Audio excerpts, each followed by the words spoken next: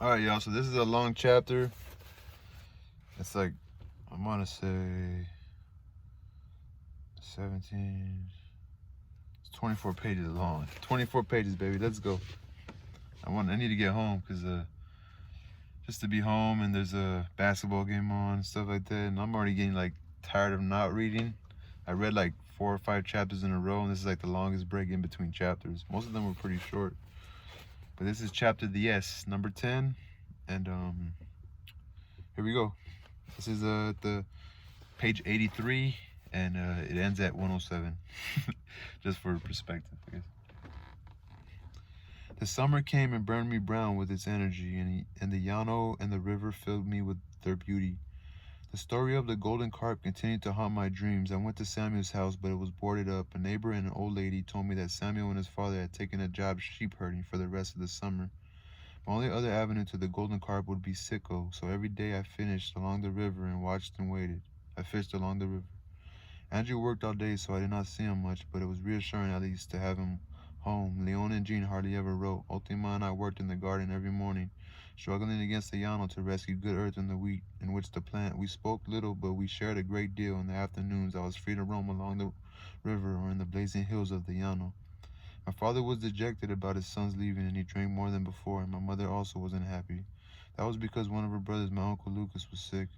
I heard them whispering at night that my uncle had been bewitched. The bruja had put a curse on him. He had been sick all winter. He had not recovered. With the coming of the spring now, he was on his deathbed.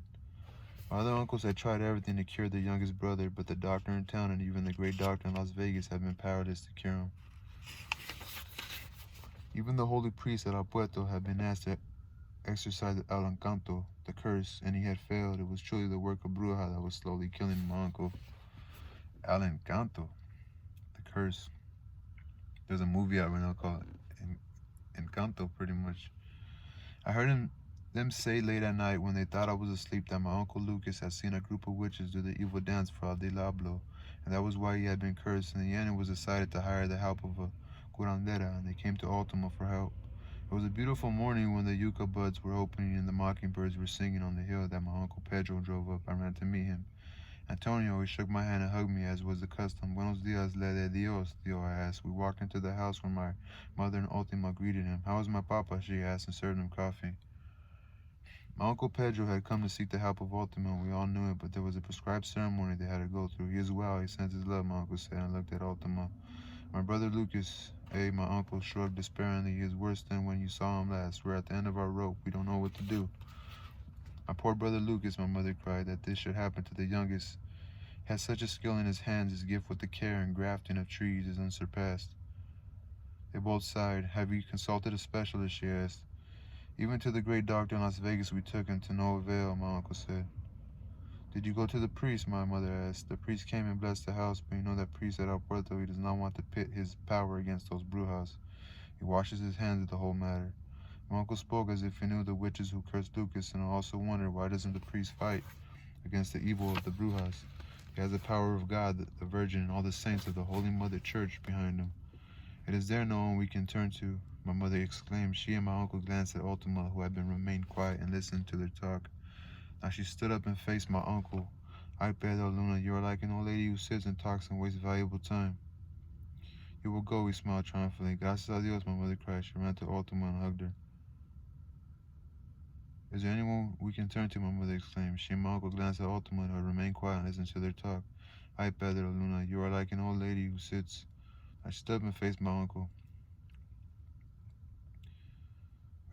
You will go, he smiled triumphantly. Gracias a Dios, my mother cried. She ran to Ultima and hugged her. I will go with one understanding, Ultima cautioned. She raised her finger and pointed at both of them. The gaze of her clear eyes held them transfixed. You must understand, when anybody, bruja or curandera, priest or sinner, tampers with the fate of a man, that sometimes a chain of events is in motion over which no one will have ultimate control. You must be willing to accept this responsibility. My uncle looked at my mother. Their immediate concern was to save Lucas from the jaws of death, for that they would accept any responsibility.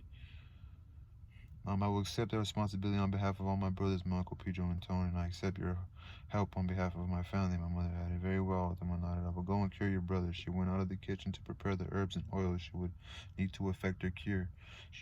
As she passed, she whispered, "Be ready, Juan." I did not understand what she meant. Juan was my middle name, but it was never used.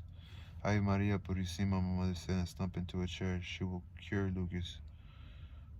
Very well. I will go and cure your brother. She went out of the kitchen to prepare the herbs and oils she will need to effect her cure. As she passed, she whispered, "Be ready, Juan." I don't understand what she meant. Juan was my middle name, but it was never used. Ave Maria Purisima, my mother said, and slumped into the chair. She will cure Lucas. The curse is deep and strong, my uncle brooded. Ultima is stronger, my mother said. I have seen her work miracles. She learned from the greatest healer of the time, the flying man from Las Pasturas. Greatest healer of all, the flying man of Las Pasturas. This is like a spooky chapter, to be real. I and my uncle nodded. Even he acknowledged the great power of all the ancient one from Las Pasturas. But tell me, who laid the evil curse? My mother asked. It was the daughters of Tenorio, my uncle said. Aye, those evil brujas. My mother crossed her forehead and I followed suit. It was not wise to mention the names of witches without warding off their evil with the sign of the cross. Aye, Lucas, thought Papa, the story after he looked sick, but it was not until now that we have to resort to a curandera that our father made the story known to us.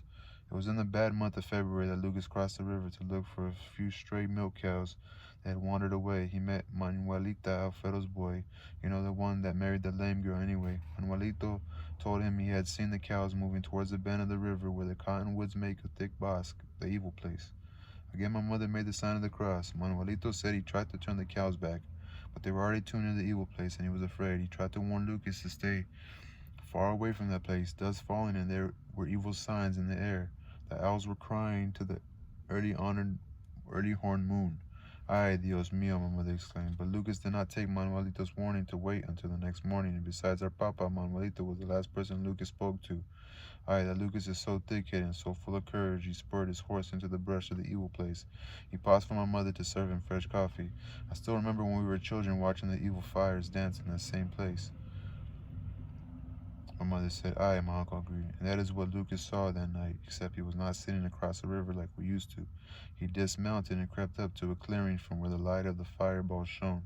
He drew near and saw that it was no natural fire he witnessed, but rather the dance of witches. They bounded among the trees, but their fire did not burn the dry bush. Ave Maria Purisima, my mother cried. I had heard many stories of people who had seen the bright balls of fire. These fireballs were brujas on their way to their meeting places. There, it was said they conducted the black mass in honor of the devil, and the devil appeared and danced with them.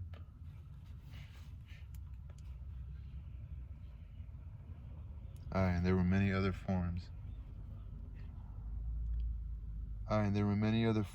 The witches took. Sometimes they traveled as coyotes or owls. A car came as soon as I was talking about this, and I got super spooked out. In Jesus' mighty name. Fuck talking about the devil, but aye, and there were many other forms the witches took. Sometimes they traveled as coyotes or owls.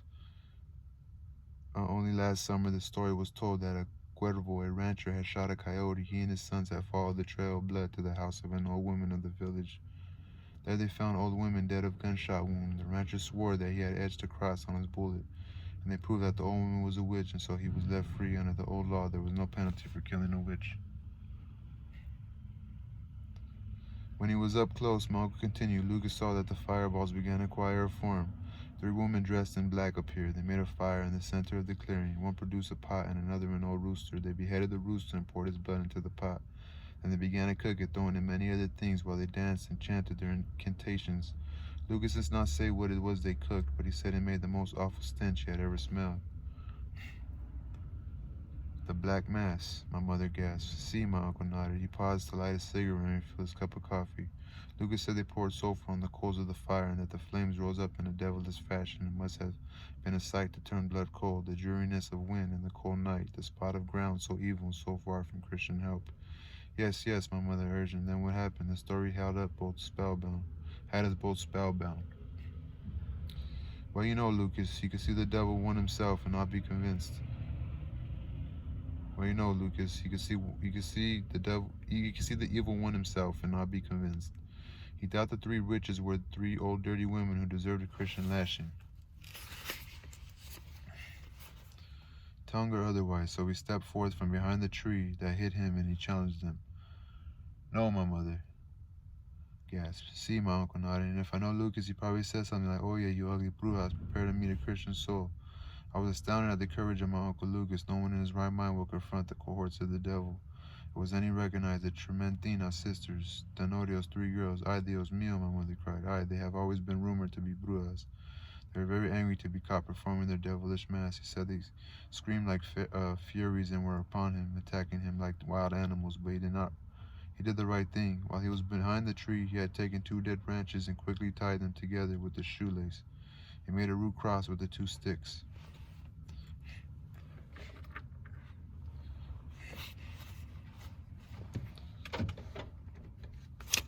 2 sticks.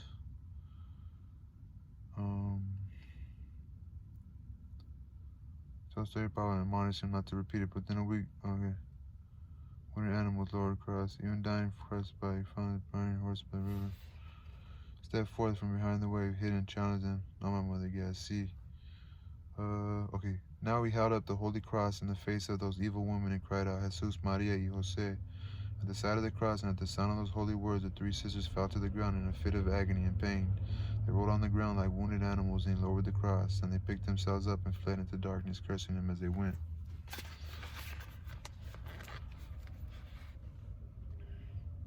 Everything was silent then. Only Lucas remained by the light of the dying fire at the cursed spot. He found his frightened horse by the river, mounted it, and returned home. He told the story only to Papa, who admonished him not to repeat it.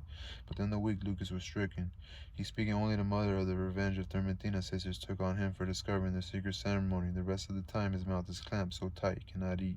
He wastes away. He is dying.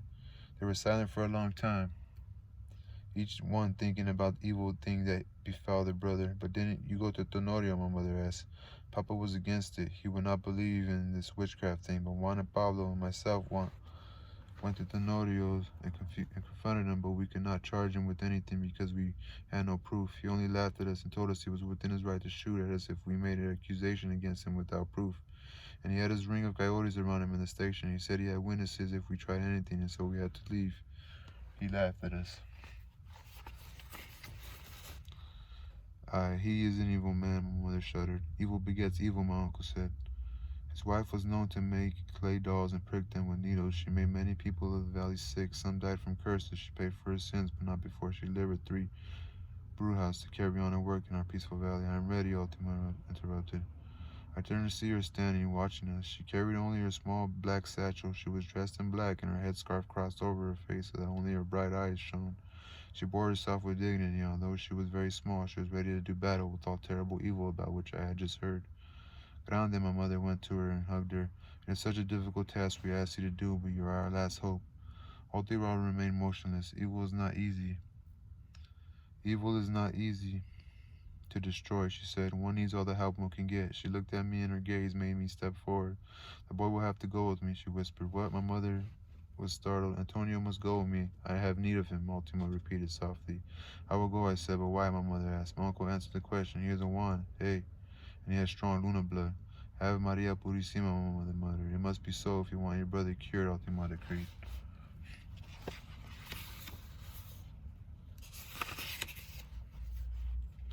My mother looked at her brother. My uncle only shrugged. Whatever you say, Grande, my mother said. It will be good for Anthony to see his uncles. He does not go to visit, Ultima said solemnly. I'll prepare some clothing. He must go as he is, Ultima said. She turned to me. Do you want to help your uncle, Antonio? She asked. Yes, I replied. It will be hard, she said. I do not mind, I said. I want to help. And if people say you walk in the footsteps of a curandera, will you be ashamed? I will be proud, Ultima, I said emphatically. She smiled. Come, we waste precious time. My uncle and I followed her outside into the truck. Thus began our strange trip. Adios, my mother called. Cuidado, saludos a papá y a todos. Adios, adios, I called. I turned and waved goodbye. The drive to El Puerto was always a pleasant one, but today was filled with strange portents. Across the river were lonely farms, dotted the hills, whirlwinds and dust devils darkened the horizon. I had never seen anything like it. We seemed to travel a sea of calmness. All around the sky darkened, and when we arrived at the village, we saw the horned day moon fixed exactly between the 2 dark mesas at the southern end of the valley. The moon of the lunas, my uncle remarked, breaking the silence of the entire trip. It is a good sign, Ultima nodded. That is why they call this place El Puerto de las Lunas, she said to me, because this valley is a door through which the moon of each month passes on its journey from east to west. So it's fitting that these people, the Lunas, came to settle in this valley. They planted their crops and cared for their animals according to the cycles of the moon. They lived their lives, sang their songs, and died under the changing moon. The moon was their goddess. But why was the weather so strange today? And why had Ultima brought me? I wanted to help, but how was I to help? Just because my name was Juan, and what was it about my innocent Luna blood that was to help lift the curse from my uncle? I did not know then, but I was to find out. A dust trail followed the truck down the dusty street. It was deathly quiet in Puerto. Not even the dogs barked at the truck, and the men of the village were not working in the fields. They clung together in groups at the adobe corners of the houses and whispered to each other as we drove by. My uncle drove straight to my grandfather's house. No one came to the truck for a long time. My uncle grew nervous. Women in black passed silently in and out of the house. We waited. Finally, my grandfather appeared. He walked slowly across the dirt patio and greeted Ultima. Medica, he said, I have a son who is dying. Abuela, she answered, I have a cure for your son. He smiled and reached through the open window to touch her hand. It's like the old days, he said. Hey, we still have the power to fight this evil, she nodded. I will pay you in silver if you save my son's life, he said. He seemed unaware of me or my uncle. It seemed a ceremony they performed. $40 to cheat la muerte, she mumbled. Agreed, he responded. He looked around to the nearby houses where, through parted curtains, curious eyes watched. The people of the pueblo are nervous. It has been many years since the curandera came to cure. Farmers should be farming, Ultima said simply. Now I have work to do. She stepped out of the truck. What will you need? My grandfather asked. You know, she said, a small room, bed sheets, water, stove, atole to eat. I'll prepare everything myself, he said.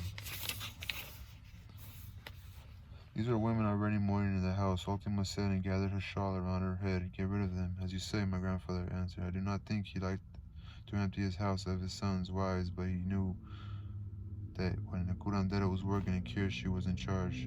There will be animals sniffing around the house at night.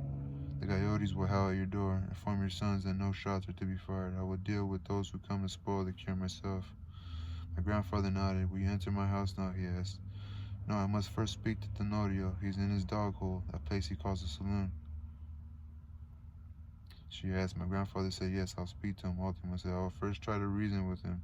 He must know that those who tamper with fate are often swallowed by their own contrivance. I will send Pedro and Juan with you, my grandfather began, but she interrupted him. Since when does a curandera need to help deal with dogs? She retorted. Come, Antonio, she called and started down the street. I scurried after her. The boy is necessary, my grandfather called. He is necessary, she answered. You are not afraid, are you, Antonio? She asked me. No, I answered and took her hand. Many hidden eyes followed our progress up the dusty, vacant street. The saloon was at the end of the street and opposite the church. It was a small, rundown adobe house with a sign over the entrance. The sign said the saloon belonged to Tenorio Trementina, this man who doubled as the villagers' barber on Saturdays, had a heart as black as the pit of hell.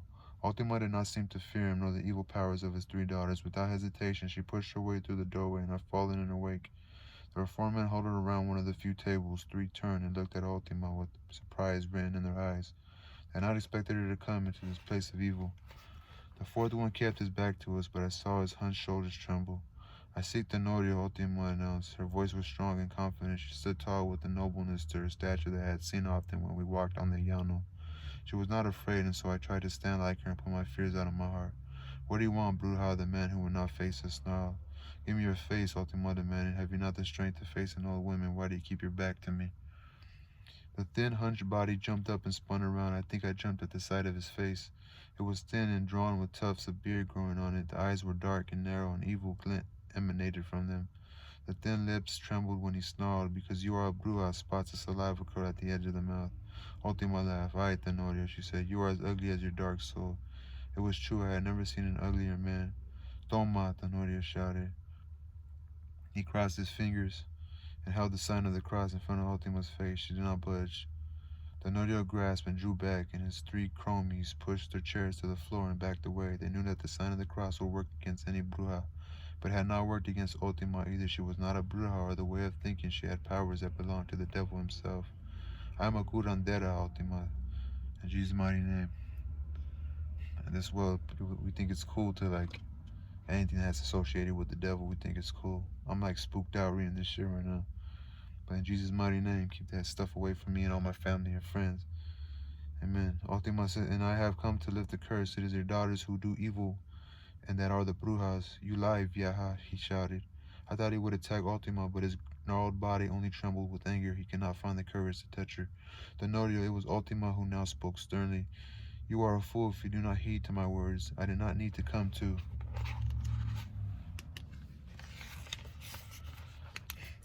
I did not need to come to you, but I did. Listen to my words of reason. Tell your daughters to lift the curse. Lies, he screamed as if in pain. He turned to the three men he had depended upon to act as witnesses, but they did not protest on his behalf. They nervously glanced at each other and then at Ultima. I know when and where the curse was laid, Ultima continued. I know when Lucas came to your shop for a drink, to have his hair clipped by your evil shears. I know that your daughters gathered the cut hair and with what they worked their evil work. And that's what and with that they worked their evil work. It was more than the three men could stand. They were frightened. They lowered their eyes to avert Tenorio's gaze and scurried for the door. The door banged shut. A strange dark whirlwind swept through the dusty street and cried mournfully around the corner of the saloon. The storm which had been around us broke, and the rising dust seemed to shut off the light of the sun. It grew dark in the room. I, Bruja, Tenorio threatened with his fist, for you have said to shame my daughters and my good name in front of those men. I will see you dead. His voice was harsh and ominous. His evil eyes glared at Ultima. I do not fear your threats, Tenorio, Ultima said calmly. You well know my powers were given to me by Al Hombre Volador. At the mention of the great healer from La Pastura, Tenorio drew back as if slapped in the face by an invisible power.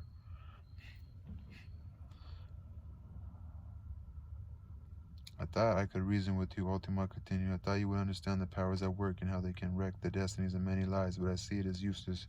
Your daughters will not lift the curses, so I must work the magic beyond evil, the magic that endures forever. And my three daughters, Tenorio cried. They chose to tamper with fate, Ultima answered. Pity the consequence. She took my hand and we walked out into the street. The choking dust was so thick that it shut out the sun. I was used to the dust storms of early spring, but this one in the middle of summer was unnatural. The wind moaned and cried, and in the middle of the sky the sun was a blood red dot. And again, and the wind moaned and cried, and in the middle of the sky the sun was as blood red dot. I put one hand to my eyes, and with the other I gripped Ultima tightly. As we struggled against the wind, I was thinking about the evil Tenorio and how Ultima made him cower when I heard the hoofbeats. If I had been alone, I would have paid no heed to them. So concerned I was finding with some direction in the strange dust storm, but Ultima was more than alert than I. With a nimble sidestep and a pull, she jerked me from the path of the black horse and a rider that went crashing by us. The rider that had almost run us down and disappeared into the swirling dust. Tenorio, Ultima shouted in my ear. He is hurrying home to warn his daughters. Beware of his horse, she added. He has trained it to trample and kill. I realized how close I had been to injury or death.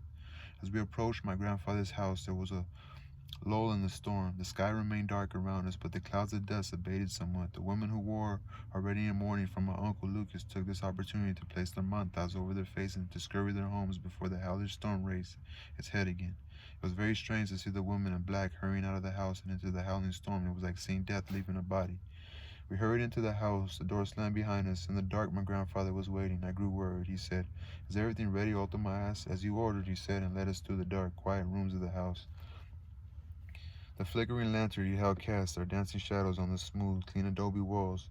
I'd never seen the house quiet and empty like it was today. Always there were my uncles and my aunts and cousins to greet. Now it was like a quiet tomb. Far in the deep recesses of the long house, we came to a small room. My grandfather stood at the door in motion. We entered the simple room. It had a dirt floor packed down from many water sprinklings, and its walls were smooth plastered adobe, but the good, clean earth of the room did not wash away or filter the strong smell of death in the room. The wooden bed in the room held the shrunken body of my dying uncle Lucas. He was sheathed in white, and I thought he was already dead. He did not seem to breathe. His eyes were two dark pits, and the thin parchment of yellow skin clung to his bony face like paper, like dry paper. Ultima went to him and touched his forehead. "Lucas," she whispered. There was no answer. "He has been like this for weeks now," my grandfather said, beyond hope. There was tears in his eyes. "Life is never beyond hope," Ultima nodded. "Aye," my grandfather agreed. He straightened his stooped shoulders. "I have brought everything you ordered," he nodded towards the small stove and pile of wood. There was clean linen on the chair next to the stove, and on the shelf there was water. Atole, meal, sugar, milk, kerosene, and other things. These men have been instructed about the animals. The women in mourning have been sent away. I'll wait outside the room if you need anything. I'll be waiting." "There must be no interference," Ultima said. She was already removing her shawl and rolling up her sleeves. "I understand," my grandfather said. "His life is in your hands." He turned and walked out, closing the door after him. "Antonio, make a fire," Ultima commanded. She lit the kerosene lantern while I made the fire. Then she burned some sweet incense. With the crackling warmth of the fire and the smell of purifying incense, the room seemed less of a sepulchre. Outside the storm roared, and dark night came. We warmed water We warmed water in a large basin. Ultima bathed my uncle. He was like a rag doll in her hands. I felt great pity for my uncle. He was the youngest of my uncles, and I was always remembered him full of life and bravado. Now his body was a thin skeleton held together by dry skin, and on his face was written the pain of the curse. At first, the sight of him made me sick, but as I helped Ultima, I forgot about that, and I took courage. Will he live? I asked her while she covered him with fresh sheets. They let him go too long, she said. It will be a difficult battle. But why didn't they call you sooner? I asked. The church would not allow your grandfather to let me use my powers. The church was afraid that. She did not finish, but I knew what she would have said. The priest at Puerto did not want people to place much faith in the powers of La Curandera. He wanted the mercy and faith of the church to be villagers' only guiding light. Would the magic of Ultima be stronger than all the powers of the saints in the Holy Mother Church? I wondered. Ultima prepared her first remedy. She mixed kerosene and water and carefully warmed the bowl on the stove. She took many herbs and roots from her black bag and mixed them into the warm, oily water. She muttered as she stirred the mixture, and I did not catch all of what she said, but I heard her say, "The curse of the Tormentina shall bend and fly in their faces. We shall test the young blood of the Lunas against the old blood of the past." When she was done, she cooled the remedy. Then, with my help, we lifted my uncle and forced the mixture down his throat. He groaned in pain and convulsed as if he wanted to throw up the medicine. It was encouraging to see signs of life in him, but it was difficult to get him to keep the medicine down.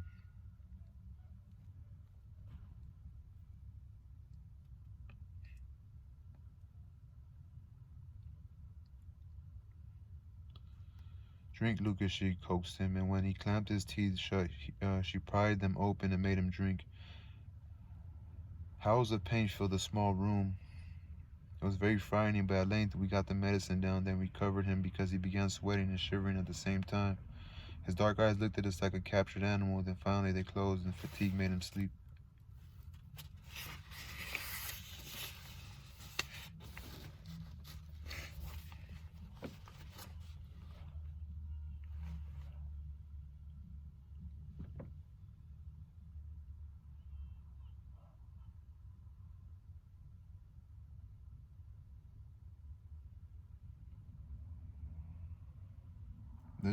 I'm in the parking lot, and there's another guy in the parking lot with me. But then on the other side, there's a FedEx. So there's like a, is it a FedEx? I don't know. It's a big company, and just there's a bunch of employees still parking there. They're probably getting off. So I hear noises and stuff. I just want it to be somebody creeping up in this parking lot where I'm at, or the car that's already parked in front of me. But who knows? I'm hoping it's just a couple wanting to drink before going out, or somewhere to drink pre-game it or something. Cause it's like an old work truck like mine, and it looks in good shape, you know. So it could be a mid-20-year-old man, you know, on a date, or just wants to come here because it's a cool kicking spot, you know. "Hey, Ultima," said, "we have begun our cure." She turned and looked at me, and I could tell she was tired. "Are you hungry?" She smiled. "No," I replied. I had not eaten since breakfast, but the things that had happened had made me forget my hunger. "Still, we had better eat," she said. "It might be the last meal we have for a few days." They had his fresh clipped hair to work with. The curse is very strong, and his strength is gone. Lay your blankets there and make yourself a bed while I fix some atole. I spread the blankets close to the wall near the stove while Ultima prepared the atole. My grandfather had brought sugar and cream and 2 loaves of fresh bread, so we had a good meal. "This is good," I said. I looked at my uncle. He was sleeping peacefully. The fever had not lasted long. "There's much good in blue cornmeal," she smiled. "The Indians hold it sacred, and why not? On the day we can get Lucas to eat a bowl of atole, then he shall be cured. Is that not sacred?" The Indians hold it sacred, and why not? On the day that we can get Lucas to eat a bowl of atole, then he can be cured. Is that not? I agree. How long will it take? I asked. "A day or two." "When we were in Tenoro's bar, you were not afraid of him, and here you are not afraid to enter where death lurks. Are you afraid?" she asked in turn. She put her bowl aside and stared into my eyes. "No," I said. "Why?" "I don't know," I said. "I will tell you why," she smiled. "It's because good is always stronger than evil. Always remember that, Antonio. The smallest bit of good can stand against all powers of evil in the world and will emerge triumphant."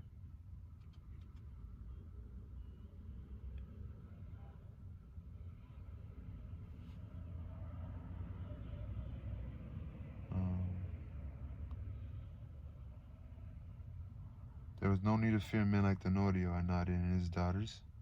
They are women who long ago turned away from God," she answered, "and so they spread their time breeding in the black book and practicing their evil deeds on poor and unsuspecting people. Instead of working, they spend their nights holding their black masses and dancing for the devil in darkness of the river. But they are amateurs, Antonio. Ultima shook her head slowly. They have no power like the power of good curandera. In a few days they will be wishing they had never sold their souls to the devil. The cry of hungry coyotes sounded outside. Their laughter cries sounded directly outside the small window of the room. I shivered. Their claws scratched at the adobe walls of the house. I looked anxiously at Ultima, but she held her hand up a sign for me to listen. We waited, listening to the howling wind and the cries of the pack scratching at our wall. Then I heard it. It was the call of Ultima's owl. Ooh, ooh, it shrieked into the wind, dove, and pounced on the coyotes. Her sharp claws found flesh because the evil laugh of the coyotes changed the cries of pain. Ultima laughed. Oh, those Tormentina girls will be cut and bruised tomorrow, she said, but I have much work to do. She spoke to herself now. She tucked me into the blankets and sent and then burned more incense in the room. I huddled against the wall so I could see everything she did. I was tired now, but I could not sleep. The power of the doctors and the power of the church had failed to cure my uncle. Now everyone depended on Ultima's magic. Was it possible that there was more power in Ultima's magic than in the priest? My eyelids grew very heavy, but they would not close completely. Instead of sleep, I slipped into a deep stupor, my gaze fixed on my poor uncle, and I could not tear my glance away. I was aware of what happened in the room, but my senses did not seem to respond to commands. Instead, I remained in that waking dream. I saw Ultimo make some medicine for my uncle, and when she forced it down his throat and his face showed pain, my body too felt pain. I could almost taste the oily hot liquid. I saw his convulsions, and my body too was seized with aching.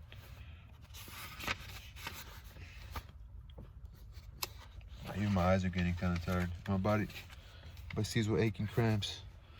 I found my body wet with sweat. I tried to call Ultima, but there was no voice. I tried to move, but there was no movement. I suffered the spasms of pain my uncle suffered, and these alternated with feelings of elation and power. When the pain passed, a wave of energy seemed to sweep through my body. Still, I could not move, and I could not take my eyes off from my uncle. I felt that somehow we were going through the same cure, but I could not explain it. I tried to pray, but no words filled my mind. Only the closeness I shared with my uncle remained. He was across the room from me, but our bodies did not seem separated by the distance. We dissolved into each other as we shared a common struggle against evil within. We fought to repulse Ultima's magic. Time ceased to exist.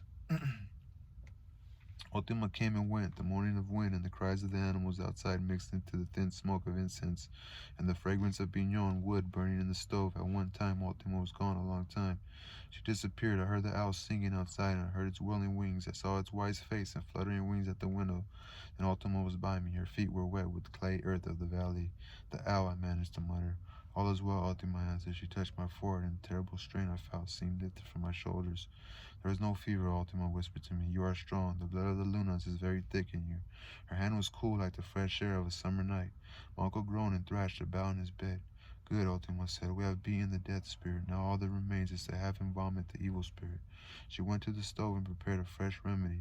This one did not smell like the first one. It was more pungent. I saw her use vials of oil she had not used before, and I saw that some of the roots she used were fresh with wet earth, and for the first time she seemed to sing her prayers instead of muttering them. I suffered the spasms of pain my uncle suffered, feeling elation and power. I felt Uncle remained. He was across the room from me, but their bodies did not seem separated. We dissolved into each other, and we shared a common struggle against the evil within, which fought to repulse Ultima's magic, which fought to struggle against the evil within, which fought repulse against Ultima's magic. Time ceased to exist. Ultima came and went. The moaning of the wind and the cries of the animals outside mixed into the thin smoke of incense and the fragrance of beyond wood burning in the stove. And at one time Ultima was gone a long time. She disappeared. I heard the owl singing outside, and I heard the whirling wings. I saw its wise face and fluttering wings at the window. Then Ultima was by me. The owl, I managed. Okay. When she had finished mixing her herbs, she let the small bowl simmer on the stove. Then she took from her black bag a large lump of fresh, black clay. She turned off the kerosene lantern and lit a candle. Then she sat by the candlelight and sang as she worked the wet clay. She broke it in 3 pieces, and she worked each one carefully. For a long time she sat and molded the clay. When she was through, I saw that she had molded 3 dolls. They were lifelike, but I did not recognize the likeness of the clay dolls as any one I knew. Then she took the warm melted wax from the candle and covered the clay dolls with it so they took the color of flesh. When they had cooled, she dressed the 3 dolls with scraps of cloth, which she took from her black bag. When she was done, she stood the 3 dolls around the light of the flickering candle, and I saw 3 women. Then Ultima spoke to the 3 women. You have done evil, she sang, but good is stronger than evil, and what you sought to do will undo you. She lift, she lifted the three dolls and held them to my sick uncle's mouth, and when he breathed on them, they seemed to squirm in her hands. I shuddered to see those clay dolls take life. Then she took three pins, and after dipping them into the new remedy on the stove, she stuck a pin in each doll, and she put them away. She took the remaining remedy and made my uncle drink it. It must have been very, very strong medicine because he screamed as if forced it down. The strong smell filled the room, and even I felt the serene liquid. After that, I could rest. My eyelids closed, my stiff muscles relaxed, and I slid from my sitting position and snuggled down into my blankets. I felt Ultima's gentle hands covering me, and that is all I remember. I slept, and no dreams came. When I awoke, I was very weak and hungry. Ultima, I called. She came to my side and helped me sit up. Shit. A few more pages, about 5 pages. Ay, mi Antonito, she teased. What a sleepyhead you are. How do you feel? Hungry, I said weakly. I have a bowl of fresh atole waiting for you, she grinned. She washed my hands and face with the damp cloth, and then she brought the basin for me to pee in while she finished preparing the hot cereal. The acrid smell of dark yellow pea blended into the fragrance of the cereal. I felt better after I sat down. How is my uncle, Lucas? I asked. He seemed to be sleeping peacefully before he did not seem to breathe, but now his chest heaved with the breath of life, and the pallor was gone from his face. He will be well, Ultima said. She handed me the bowl of blue atole. I ate, but I could not hold the food down at first. I gagged, and Ultima held a cloth before me in which I vomited poisonous green bile. My nose and eyes burned when I threw up, but I felt better. Will I be all right? I asked as she cleaned away the mess. Yes, she smiled. She threw the dirty rags in a gunny sack at the far end of the room. Try again, she said. I did, and this time I did not vomit. The atole and the bread were good. I ate, and I felt renewed. Is there anything you want me to do? I asked after I had eaten. Just rest, she said. Our work here is almost done. It was as the moment my uncle sat up in bed. It was a fearful sight and one I never want to see again. It was like seeing a dead person rise, for the white sheet was wet with sweat and clung to his thin body. He screamed the tortured cry of an animal in pain. Aye!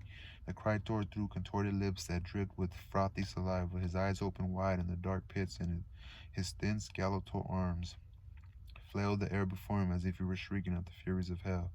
Ah, aye! He cried in pain. Ultima was immediately at his side, holding him so that he would not tumbled from the bed, his body convulsed with the spasms of madman and his face contorted with pain. Let the evil out, Ultima cried in his ear. Dios mío were his first words, and with those words the evil was wrenched from his interior.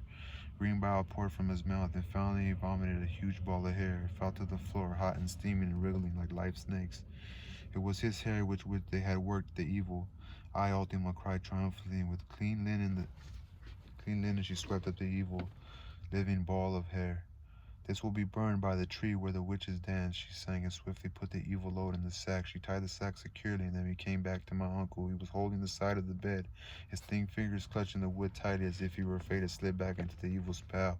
He was very weak and knew he was a man again, and a man returned from a living hell. Hold on. Man returned from a living hell. Ultima helped him lie down. She washed him and then fed him first meal in weeks. He ate like a starved animal. He vomited once, but that was only because his stomach had been so empty and so sick. I could only watch from where I sat. After that, my uncle slept, and Ultima readied her things for departure. Our work was done. When she was ready, she went to the door and called my grandfather. Your son lives, old man, she said. She undid her rolled sleeves and buttoned them. My grandfather bowed his head. May I send the word to those who wait? He asked. Of course, Ultima nodded. We are ready to leave. Pedro, my grandfather called. Then my grandfather came into the room. He walked towards the bed cautiously as if he were not sure what to expect. Lucas moaned and opened his eyes. Papa, I said. My grandfather gathered his son in his arms and cried, Thanks be to God.